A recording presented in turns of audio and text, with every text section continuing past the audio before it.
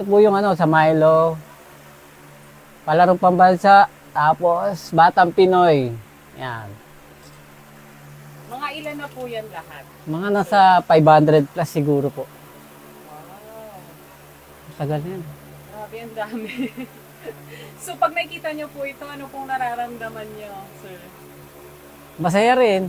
Eh, sa dalawa, marami na din eh. Hindi namin maisabit eh. Kay Drew tsaka kay Isa. Ah, dami. Ganyan din, puro palaro. Baka sa susunod, ma-interview nyo yun. Oo nga, sir. Bilang ama po, ano po yung nararamdaman niyo pag nakikita niyo po itong mga medal? Tapos may dadagdag pa na Olympic gold medal. Masaya. Palagi lang nagpapasalamat sa taas. Hindi ko akalain ganito yung mga anak ko. Na biyaya po kasi yan. Kailangan natin po suportahan yung mga bata pag ganyan. May mga talento.